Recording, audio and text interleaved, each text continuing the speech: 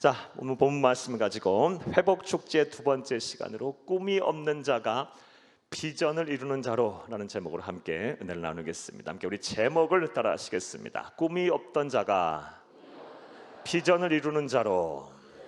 한 번 더 따라 하시겠습니다. 꿈이 없던 자가 비전을 이루는 자로. 네, 고맙습니다. 감사드립니다. 먼저 지난 시간의 내용 간단하게 생각을 다시 해보겠습니다. 우린 주일날 회복축제 첫 번째 시간으로 먼저 우리가 이루어야 할 이 성경에서 말하는 회복이라는 것이 무엇인지에 대한 말씀을 들었습니다. 사랑하는 여러분, 회복이 무엇입니까? 아포카타 스타시스, 이 정확한 뜻이 무엇입니까? 하나님께서 창조하신 원래의 모습으로 돌아가는 것, 이게 저와 여러분이 지향해야 할 회복의 궁극적인 목표임을 믿으시기를 간절히 주의 이름으로 축복합니다. 에덴 동산에서 아담과 하와가 누렸던 그 창조의 원형의 모습, 아프지 않는 몸, 또 늙지 않는 몸, 영원히 사는 영생하는 몸, 그리고 하나님께서 모든 것을 다 주셨어요. 이 부유한 자로서의 삶, 그리고 우리 주님과 동고동락하면서 함께 교제하면서 기쁨이 넘치고 참된 행복과 자유를 누렸던 그 삶, 저와 여러분이 회복해야 할 궁극적인 목표임을 믿으시기를 간절히 주의 이름으로 축복합니다. 물론 이 세상 사는 동안 이 회복의 완전한 원형을 우리가 이룰 수는 없어요. 이것은 우리 주 예수님께서 재림하실 때 완성될 겁니다. 하지만 하나님께서는 또 분명한 의지를 가지고 우리에게 말씀하세요. 회복하라, 회복하라. 그래서 이 세상 사는 동안 천국을 경험하라 라고 말씀하고 계세요. 천국이 내 마음에 있다라는 표현 또한 이에서 비롯된 거라고 우리가 생각을 해봐도 돼요. 사랑하는 여러분, 부디 여러분이 다 회복을 이루셔서 사시는 동안 우리가 장차갈 천국을 이 세상에서도 경험하는 여러분이 다 되기를 다시 한번 간절히 주의 이름으로 축복합니다. 또 우리가 회복을 해야 할 또 다른 이유에 대한 말씀도 여러분에게 드렸습니다. 그 이유가 무엇입니까? 하나님으로부터 쓰임을 받기 위해서. 사랑하는 여러분, 모든 만물은 창조의 목적이 있다고 말씀을 드렸습니다. 우리 사람은 어떤 이유를 목적으로 하나님께 창조하셨습니까? 에베소서 2장 10절 말씀에 예수 그리스도 안에서 선한 일을 하게 하려고 우리를 창조하셨다고 말씀하셨어요. 자, 그런데 우리가 그냥 실패자로서 마음과 생각이 막 짓눌린 상태로, 몸이 아프고 마음이 아픈 상태로, 가난한 상태로 마음껏 창조의 목적대로 하나님의 쓰임을 받아 선한 일을 할 수 있을까요? 설령 그 자리에 선다 하지라도 괴로울 거예요. 그 짐이 무거울 거예요. 자발적으로 그 일 못할 거예요. 따라서 우리는 창조의 목적에 따라 하나님의 쓰임을 받아 선한 일을 하기 위해서 반드시 회복을 해야 할 줄로 믿습니다. 그리스도인들은 하나님의 창조의 섭리대로 살아야 참된 행복을 누리는 거예요. 우리는 사는 법이 달라요. 세상 사람들과 똑같이 살아서는 안 돼요. 하나님이 창조하신 목적대로 살아야 돼요. 예수 그리스도 안에서 선한 일을 하기 위해 다 우리는 회복을 해야 합니다. 그리고 우리가 그 회복을 이루기 위해서 첫 번째 주제로 주일날 예배 때는 두려움이 변하여 용감함으로라는 주제의 말씀을 여러분에게 드렸어요. 특별히 야곱의 예를 통해서 두려워 떨던 야곱이 어떻게 용감한 자로 우뚝 설 수 있었는지에 대한 말씀을 여러분에게 드렸습니다. 야곱은 형과 아버지를 속인 대가로 도망자의 신분이 됐고요. 그의 마음과 생각은 두려움으로 가득 찼었어요. 가보지 못한 세계에 대한, 낯설은 세계에 대한 적응해야 된다는 두려움, 그리고 아무것도 보장되지 않은 미래에 대한 불확실 때문에 오는 두려움, 사랑하는 사람을 다시는 못 만날 것 같다는 그 생각의 두려움, 무엇보다 인간이 가진 가장 근원적인 공포인 죽음과 소멸에 관한 두려움, 이런 두려움에 사로잡혀 있었어요. 그런데 그런 야곱, 하나님의 회복의 손을 잡았어요. 하나님께서 일하시는 이 회복의 손을 잡고 그가 회복에 이르게 됐어요. 하나님의 언약의 말씀을 붙잡았어요. 야곱에게 주신 그 언약의 말씀이 무엇이었습니까? 너와 내 자손에게 복을 주어서 너와 내 자손을 통해서 많은 사람들이 복을 받게 하겠다. 그 시점에서 야곱은 아무것도 가진 것이 없는 사람이에요. 아무것도 보장된 것이 없는 사람이에요. 아무것도 이룬 것이 없는 사람입니다. 하지만 그에게 약속을 주셨어요. 너와 내 자손에게 복을 주어서 네 자손과 너를 통해서 많은 사람이 복을 받게 하겠다. 또 내가 어디를 가든지 내가 너와 함께 하겠다. 내가 너를 지키겠다. 안전보장에 대한 약속을 하셨고요. 내 길을 인도하겠다. 다시 돌아올 수 있게 하겠다는 미래에 대한 책임을 지겠다는 말씀까지 하셨어요. 이런 하나님의 언약의 말씀을 다 붙잡는 순간 야곱은요 두려움이 사라졌어요. 그 말씀대로 살려고 노력했더니 두려움을 극복하고 용감한 자가 될 수가 있었습니다. 사랑하는 여러분, 저와 여러분이 세상을 어떻게 살아야 하고 어떻게 두려움을 극복해야 합니까? 변치 않는 이 하나님의 말씀 속에서 우리에게 주신 수많은 언약의 말씀을 여러분의 말씀으로 붙잡으세요. 그리고 그 말씀이 이루어지기까지 잘 참고 견디세요. 때가 되면 신실하신 하나님, 약속하신 것 반드시 성취하시는 그 하나님께서 여러분을 통해서 일하실 것입니다. 그 언약의 말씀을 성취하실 것입니다. 여러분의 삶을 통해서 하나님의 영광을 보여주실 거예요. 드러내실 거예요. 또 야곱은 어떻게 해서 회복에 이를 수가 있었습니까? 하나님께 예배함으로 이 하나님과의 깊은 교제하는 것에 집중했어요. 사람이 아무리 언약의 말씀을 붙잡고 들었다 할지라도 그 말씀 유지하고 지키며 살기라는 것이 참 쉽지가 않아요. 또 사람은 또 쉽게 두려움에 빠지게 돼 있어요. 그러할 때 우리는 어떻게 해야 돼요? 더 하나님 앞에 달려가서 이 하나님과 교제하기에 집중해야 돼요. 무엇으로요? 예배로요. 우리가 예배를 통해서 하나님을 만나고 예배를 통하여 하나님의 음성을 다시금 재확인하고 예배를 통하여 하나님이 주시는 위로의 음성을 듣고 예배를 통하여 축복의 메시지를 듣는 순간 우리가 받은 이 언약의 말씀은 우리의 심령에 깊이 뿌리를 내릴 거예요. 그리고 변치 아니하는 믿음으로 자라나게 될 것입니다. 할렐루야. 여러분 공식처럼 외우라고 말씀을 드렸어요. 두려움이 여러분에게 찾아오고 엄습할 땐 예배의 물리적인 양을 늘려가세요. 한 주에 예배 드렸다면 2번, 3번, 4번 드리기 시작하시고 개인적인 예배도 드리시고 새벽에도 드리시고 공예배를 빠지지 말고 드리세요. 자꾸 물리적인 양의 예배를 늘려가시고 영적인 예배의 양을 늘리는 것과 더불어 예배의 질도 높여져 가시기를 부탁드려요. 그럼 예배를 통하여 여러분 반드시 하나님께서 회복의 은혜를 더하여 주실 것입니다. 이런 은혜와 실천이 저와 여러분 가운데 있기를 간절히 주의 이름으로 축복합니다. 여기까지가 지난 시간에 대한 말씀이었어요. 자, 이제 두 번째 회복의 주제, 꿈이 없던 자가 비전을 이루는 자로에 관한 말씀을 여러분에게 드리겠습니다. 오늘 우리에게 이 꿈을 잃어버렸고 비전을 잃어버렸던 자가 다시금 하나님의 나라의 꿈을 꾸고 비전을 이루는 자로 거듭나게 된 그런 회복의 모델이 되는 인물, 우리에게 그 본을 보여주는 인물은 모세입니다.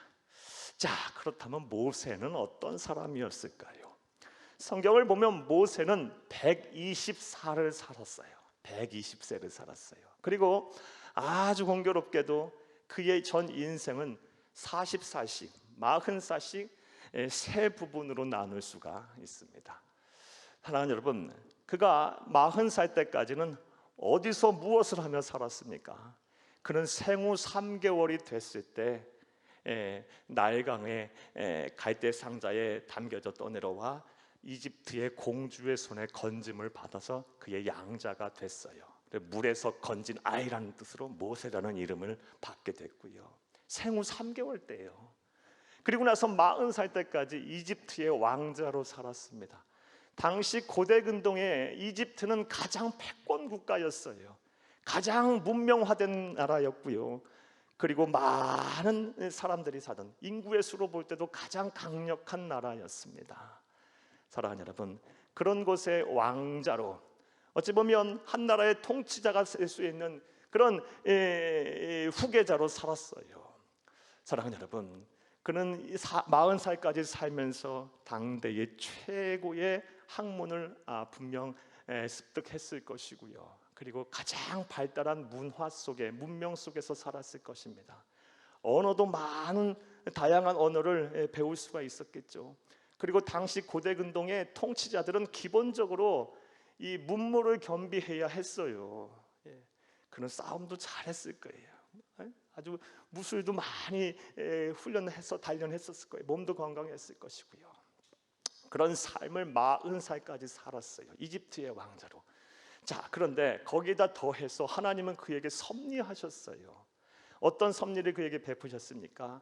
유모로 누가 들어가게 돼요? 그의 생모인 요게벳이 들어가게 돼요. 이것이 또 하나님께서 역사하신 섭리입니다. 그가 만약에 이 요게벳이라는 인물, 친모에 의해서 생모에 의해서 길러지지 않았다면 그는 히브리 전통, 하나님을 경외하고 하나님에 관한 신앙을 이 속에 살지 못했을 거예요. 이집트의 왕자로 살았지만 생모인 이 요게벳의 손에 길러짐으로 인해서 그는 히브리인의 교육을 받았고 그 신앙을 배웠으며 그 정체성을 지킬 수가 있었던 거예요. 40살까지 모세는 그렇게 살았어요.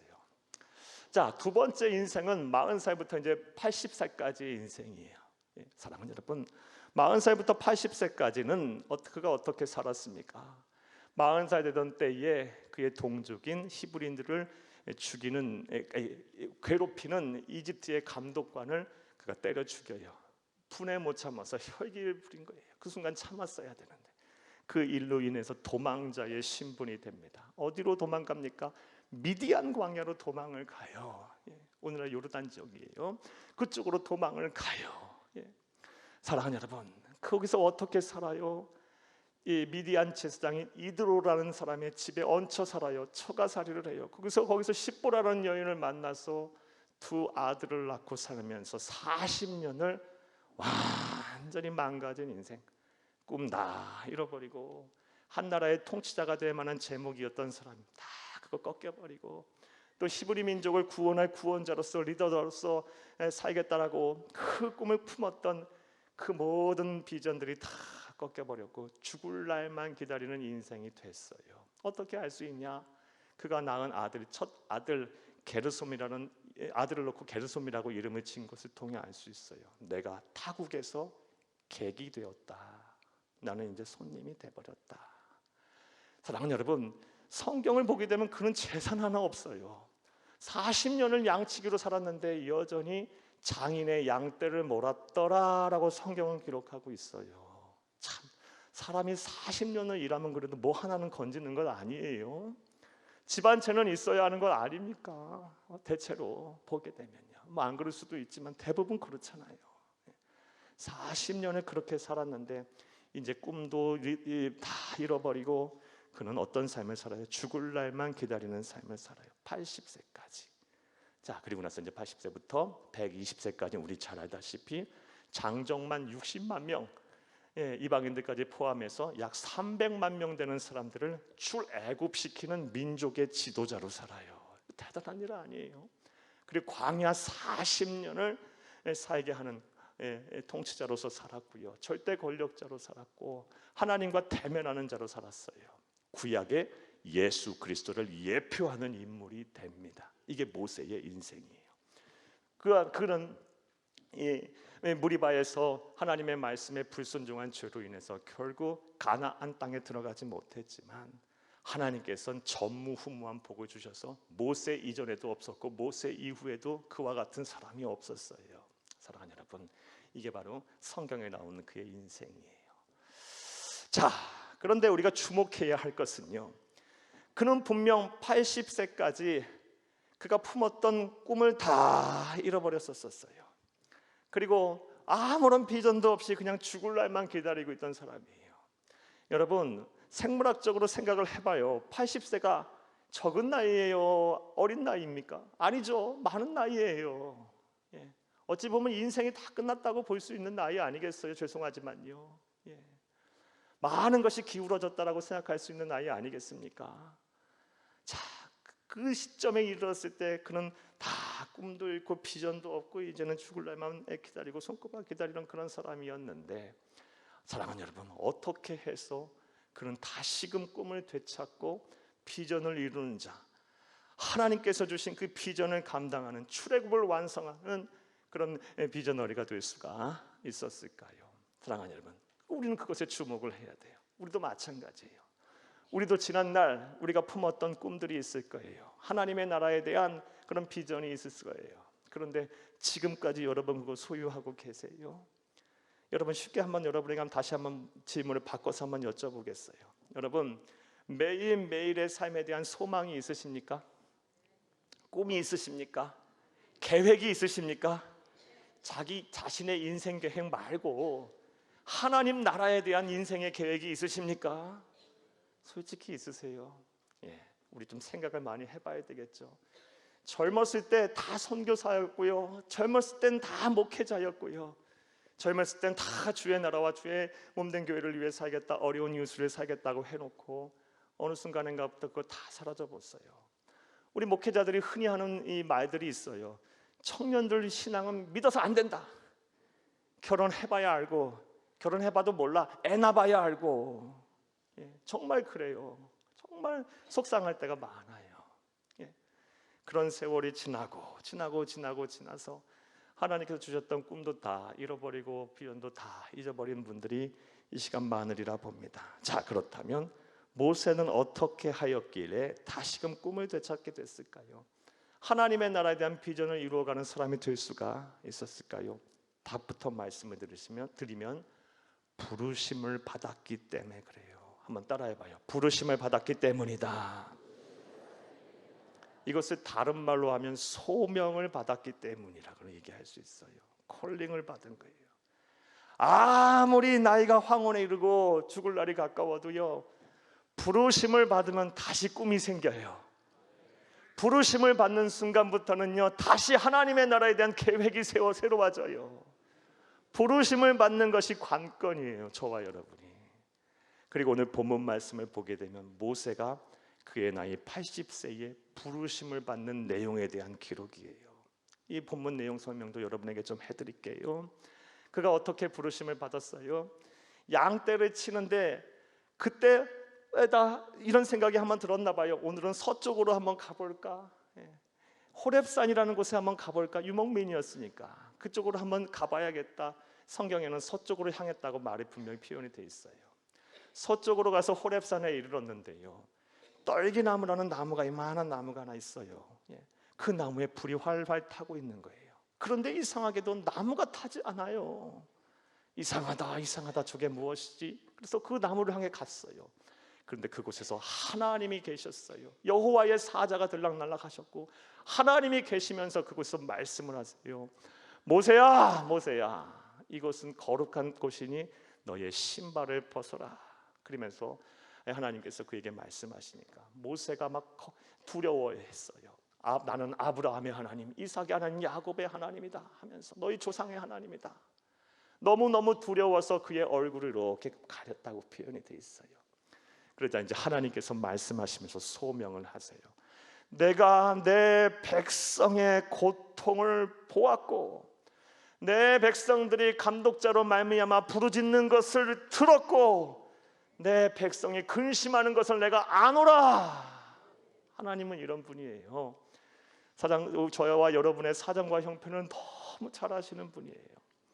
때로는 우리가 기도를 하면요, 하나님이 너무 오랫동안 침묵하세요.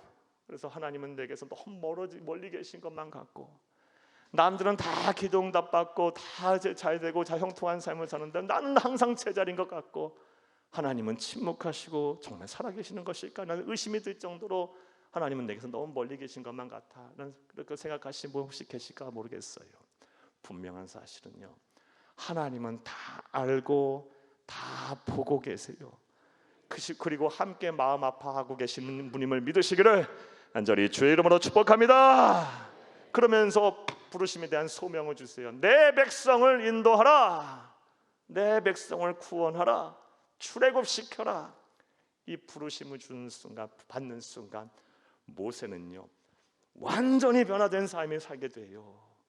꿈도 다 꺾였고 삶의 의지도 꺾였고 재산 하나 똑바른 거 하나 없고 이제 죽을 날만 기다리고 있었던, 아무도 찾지 않은 미디안 광야에서 총부로 살았던 그가 다시금 민족의 지도자로 출애굽시키는 그 하나님의 대리자로서 예수 그리스도를 예표하는 인물로서 거듭나게 됩니다.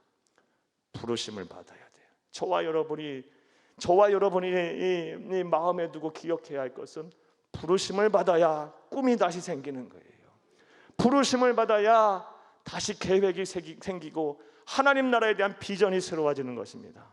부르심을 받기를 간절히 주의 이름으로 축복합니다. 자, 그다음 또 문제가 있어요. 부르심은 어떻게 해야 받죠? 아니, 질문을 바꿔볼게요. 모세는 어떻게 해서 이 부르심을 받았을까요? 모세 말고 다른 사람 부르실 수도 있잖아요. 사랑하는 여러분, 성경을 보고 또 기독교 2000 역사를 보게 되면 하나님의 컬링, 하나님의 부르심을 받은 자의 공통점이 있어요. 모세에게서도 뚜렷하게 나타나는 특징이에요. 그것이 무엇이냐? 하나님은 준비된 자를 부르세요. 이게 관건이야. 이게 관건. 준비된 자를 부르시고 부르심을 받는 순간 다시금 꿈이 생기고 다시 비전이 생기는 거예요. 그러므로 저와 여러분이 잘 준비가 되어야 할 줄로 믿습니다. 이게 관건이에요. 준비가 되면 되는 거예요. 자, 그렇다면 좀 더 구체적으로 우리가 무엇을 준비해야 모세처럼 부르심을 받을 수 있는지를 생각을 해보겠어요. 사랑하는 여러분, 모세는 어떠한 준비를 하였고 하나님은 그의 준비를 모습을 보시고 부르셔서 그의 꿈을 어떻게 새롭게 하셨을까요? 우리가 무엇을 준비해야 할까요? 자, 이제부터 따라하세요. 잘 기억하시면 따라하세요. 자, 따라합니다. 첫째로, 사역의 준비가 되었습니다. 모세는요, 사역을 할 준비가 되었기 때문에 하나님이 부르셨고 다시금 그에게 꿈이 생기고 비전이 생긴 거예요. 따라서 저와 여러분 또한 사역의 준비가 잘 되어야 할 줄로 믿습니다. 자, 그런데 사역의 준비를 하려면 이렇게 생각하고 착각하시는 분들이 많아요. 대단한 공부를 하고 또 무슨 훈련을 해야 하고 다 신학교 가야 하고 그렇게 해야만 한다고 생각하시는 분들이 많아요. 사랑하는 여러분, 물론 그렇게 해야 될 때는 해야 될 사람은 해야기도 하지만 여기서 말하는 사역의 준비란 그걸 말하는 것이 아닙니다. 사역의 준비란 그렇다면 뭘까요? 사랑하는 여러분, 모세는 어떤 준비를 했을까요?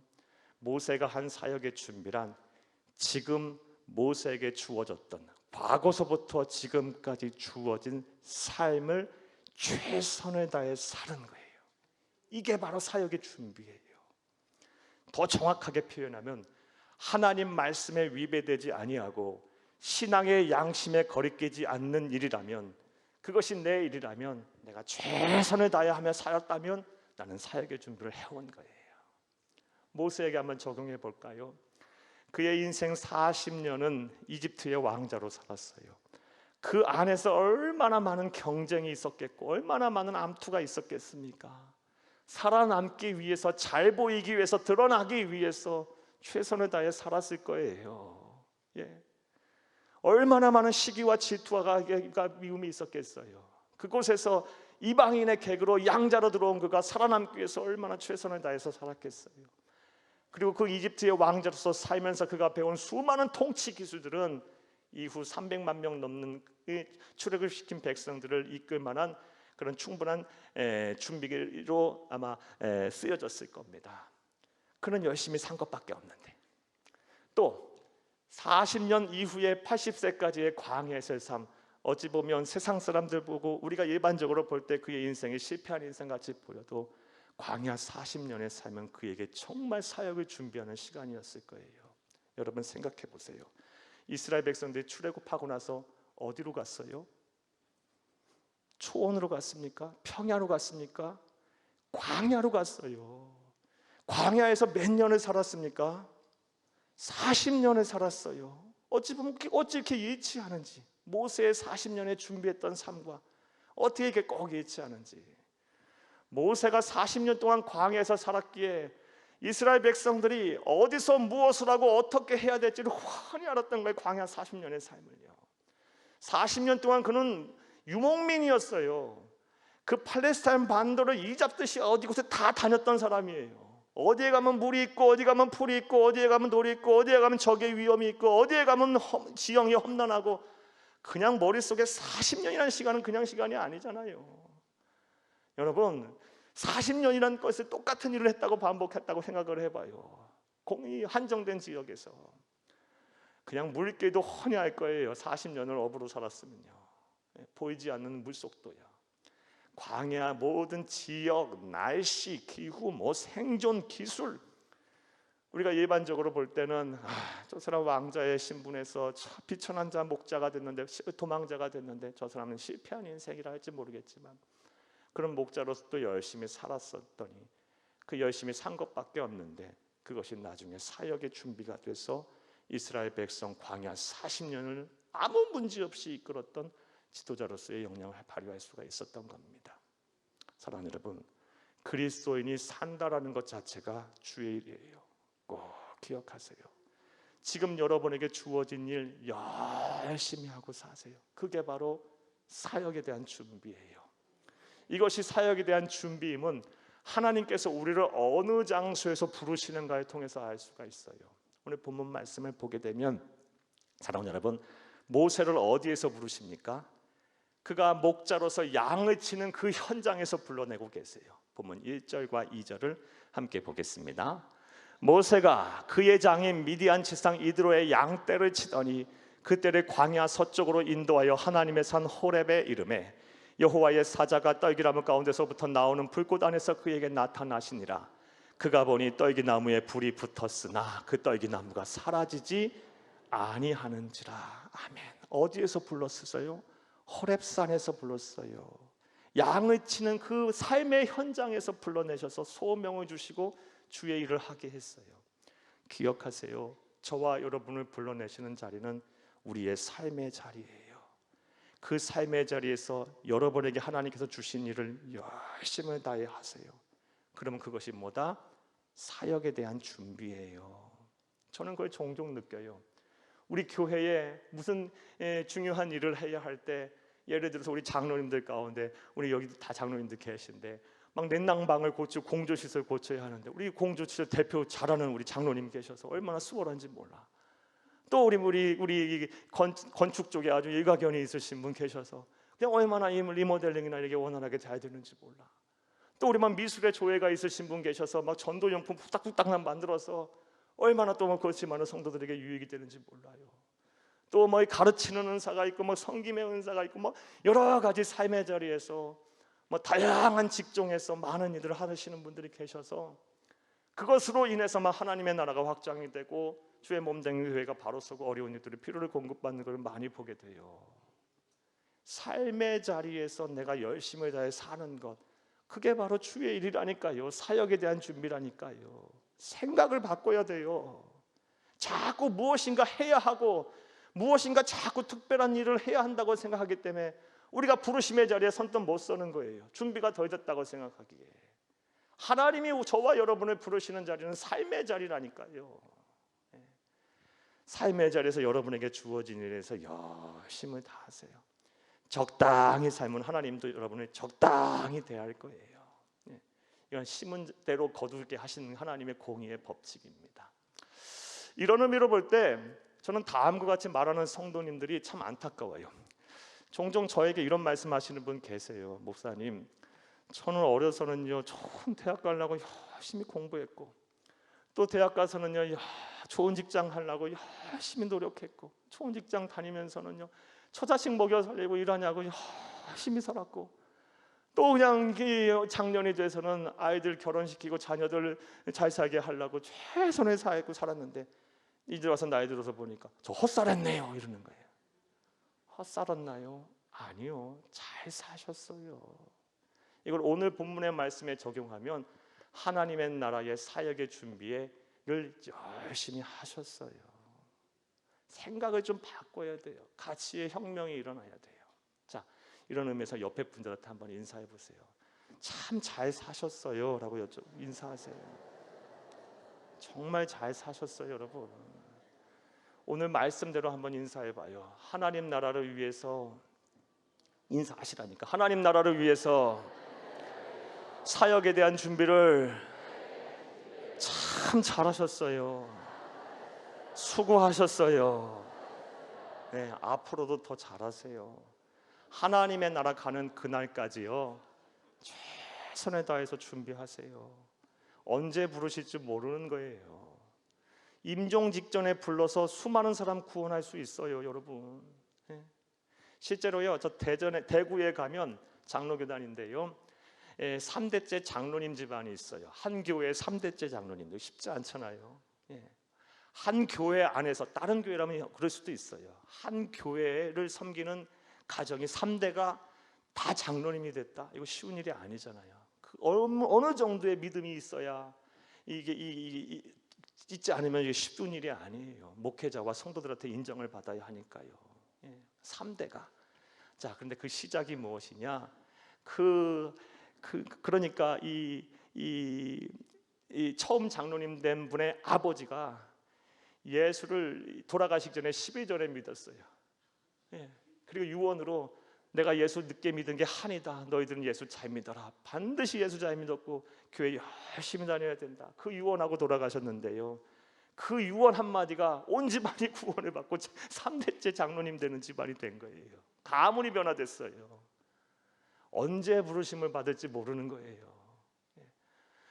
여러분, 제가 설교를 준비하면서 제 서재에 딱 꽂혀있는 책 하나가 제 눈에 딱 들어왔는데 책 제목이 저를 아주 감동시켰어요. 예전에 읽었던 책인데 별 내용은 아니었던 것 같은데 책 제목이 저를 아주 감동시켰어요. 책 제목이 뭐냐? 순간을 위해 평생을 준비한다. 이게 책 제목이에요. 순간을 위해 평생을 준비한다. 사랑하는 여러분, 하나님이 언제 쓰실지 몰라요. 여러분 삶의 자리에서 최선을 다해 여러분에게 맡겨주신 일을 하세요. 신앙의 양심에 거스르는 행동하지 말고, 하나님의 말씀에 위반되는 일 하지 말고, 하나님이 여러분에게 주신 그 사역을 열심히 하세요. 그러면 때가 되면 필요하면 하나님 부르실 거예요. 부르신 순간 꿈이 다시 생기고 비전이 다시 생길 겁니다. 이런 은혜와 복이 저와 여러분 가운데 있기를 간절히 주의 이름으로 축복합니다. 축복합니다. 또 지난 날에 대한 과거를 여러분 부정하지 마세요.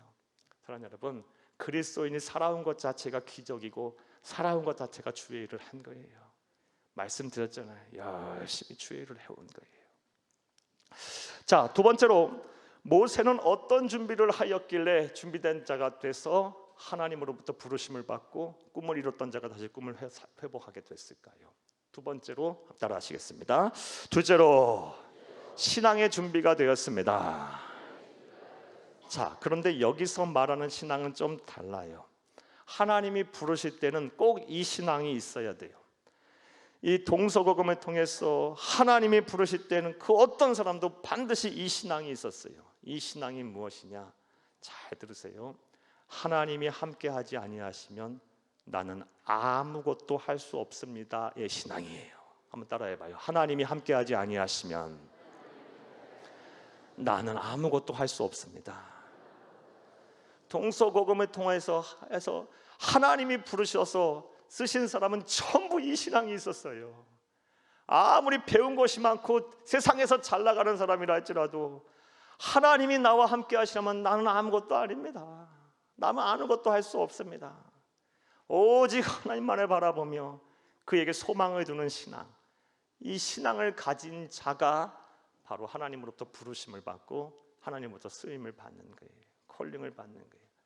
아무리 신앙생활을 오래 해도 이 신앙이 안 생겨 있으면, 자리 잡혀 있지 않으면, 그의 인격에 그의 신앙관에 이것이 없으면 아직도 뻣뻣하고 아직도 교만하고 아직도 자신의 능력으로 모든 걸 할 수 있다고 생각하는 그런 이 사고방식에 갇혀 살면 절대 하나님의 부르심을 받지 못해요.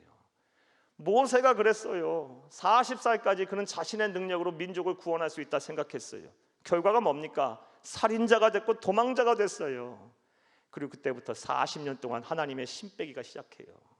이 신앙 갖게 하려고 40년 동안 그에게서 모든 것을 다 빼앗아 버리셨어요. 아무것도 안 남았어요. 이집트의 왕자라는 거, 그 아무 어떤 허울도 남아있지 않아요.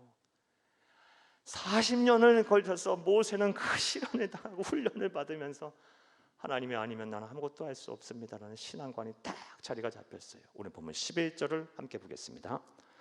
모세가 하나님께 아뢰되 내가 누구이기에 바로에게로 갔으며 이스라엘 자손을 애굽에서 인도하여 내리까. 40년이라는 시간이 지난 이후에 모세가 한 말이에요. 그전에는 이런 말 했겠어요? 택도 없죠. 사랑하는 여러분, 사랑하는 여러분, 따라서 저와 여러분 또한 이 신앙을 우리가 반드시 소유해야 될 거예요. 만약에 이 신앙이 여러분 안에 자리가 잡지 않고 또 여러분에게 없다면, 그리고 나서 하나님이 쓰시고자 한다면, 하나님은 여러분을 매섭게 몰아쳐서 모세처럼 연단하고 훈련해서 여러분에게 이 신앙을 갖게 하실 거예요. 만약 쓰시고자 한다면. 어떤 설교자는요, 이 신앙을 가리켜서 배추절임 신앙이라고 표현하더라고요. 배추절임 신앙. 김장을 할 때 배추를 그냥 막 속을 버무립니까? 아니죠. 그러면 겉절이죠, 겉절이. 금방 먹고 버려야 돼요. 그런데 한겨울을 가고 1년을 가고 2년을 가고 하려면요, 김장은 반드시, 김장 배추는 염장을 해서 숨을 다 죽여야 돼요. 그래야 오래가고, 그래야 김장 배추로서 쓰임이 받는 거예요. 사랑하는 여러분, 우리에게서 하나님은 힘을 빼실 때가 있을 거예요. 어떤 사람은 병에 걸리기도 하고, 어떤 사람은 사업이 좀 어렵기도 하고, 가정에서의 여러 가지 염려와 근심될 일이 생기기도 하고, 자녀들과 후손들이 여러 가지 힘든 일을 겪게 하고, 막 이런 것들을 막 하나님 주심으로 내가 가장 내세웠고 내가 가장 자랑스러워했던 것을 한순간에 그냥 무너뜨려 버리세요. 그래서 내가 정말 보잘것없구나, 이런 것을 깨닫게 하실 때가 와요. 사랑하는 여러분, 그런 일을 지금 여러분이 겪고 있다면 여러분 고난이라고 생각하지 마시고 그것이 여러분에게 유익이다 생각하시기를 바라요. 하나님의 힘 빼기 훈련, 배추절임 훈련이 지금 내게 시작됐, 신앙의 훈련이 내게 시작됐구나 하면서 그 훈련을 잘 받으시고, 나는 하나님이 함께하지 아니하시면 나는 아무것도 할 수 없습니다라는 사람들이 되시기를 간절히 주의 이름으로 축복합니다. 80세가 돼서 이 신앙을 소유한 순간 내 백성을 구원하라, 내 백성을 이끌어내라 라는 부르심을 주고, 부르심을 받는 순간 80세 노인에게 있어서 힘이 생겼어요. 그리고 하나님의 나라에 대한 꿈이 생겼어요. 사랑하는 여러분, 따라서 우리가 이런 생각들을 해보게 돼요. 한 살이라도 젊을 때 힘 빠지면 더 크게 쓰임을 받겠죠. 그렇죠?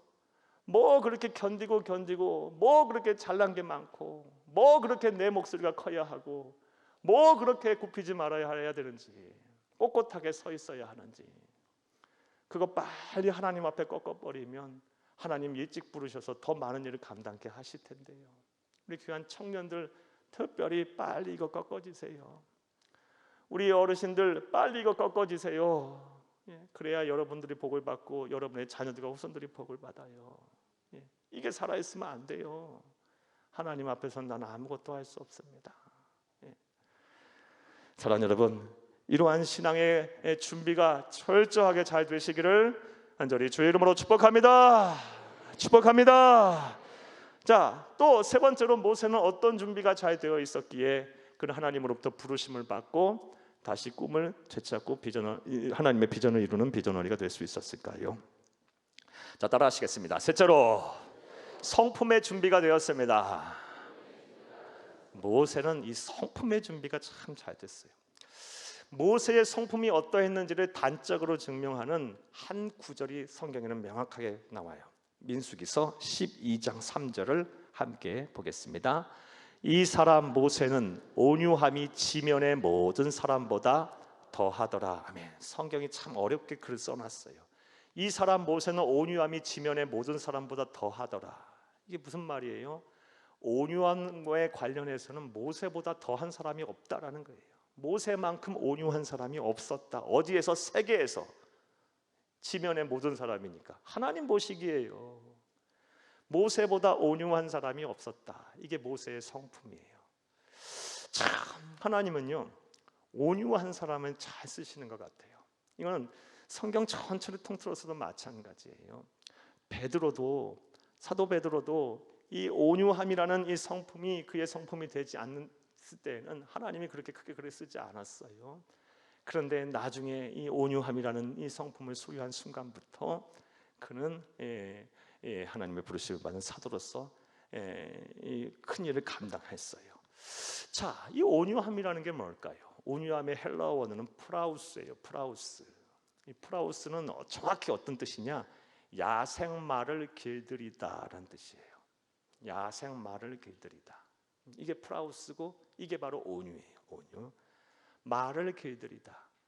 그러니까 선천적으로 유약하고 부드러운 성품이 아니고요. 승질도 아주 잘 내고 막 혈기도 있지만 우리 주 예수 그리스도의 보혈의 공로로 성령 하나님 앞에 사로잡혀서 예수 앞에 메인자가 돼서 화낼 수 있지만 화 안 내게 되고 막 급하고 막 그냥 막 들이받을 수 있지만 그렇지 않고 참고 견디는 성품, 이게 바로 온유예요. 모세가 이 성품을 이 준비가 된 거예요. 80년을 살면서. 그러니까 이제 하나님이 쓰시는 거예요. 사랑하는 여러분, 그런데 이 온유의 성품은 우리 주님의 대표적인 성품 아닙니까? 마태복음 11장 29절 말씀에 나는 마음이 온유하고 겸손하니 나의 멍에를 메고 내게 배우라. 그리하면 너의 마음에 쉼을 얻으리니. 나는 온유하고 겸손하다. 예수님의 대표적인 성품인데 이 성품을 소유한 자를 어찌 안 쓰시겠어요? 어찌 복을 안 주시겠습니까? 자, 이제부터 이 모세처럼 이 온유한 성품을 소유하기 위해서 우리가 준비를 하셔야 돼요. 날마다 해야 되는 거예요. 언제까지? 하나님의 나라 가시는 그날까지. 우리의 이 예수님을 닮은 성품에 대한 이 훈련과 이 성찰은요, 끝이 없어요. 하나님 나라 가는 그날까지 하는 거예요. 날마다 나는 예수님을 닮았나? 나는 온유한가? 성령 하나님에게 나는 길들여졌는가를 날마다 점검하고 성찰을 해야 돼요. 그래서 구약의 영적 거장이었던 사무엘 선지자가 그 연세든 연로한 나이에도 나는 기도 쉬는 죄를 범치 않겠다고 했고요. 사도 바울 같은 영적 거장도 나는 날마다 죽노라 그런 거예요. 사랑하는 여러분, 이만하면 됐다 하는 순간 하나님도 여러분을 안 부르세요.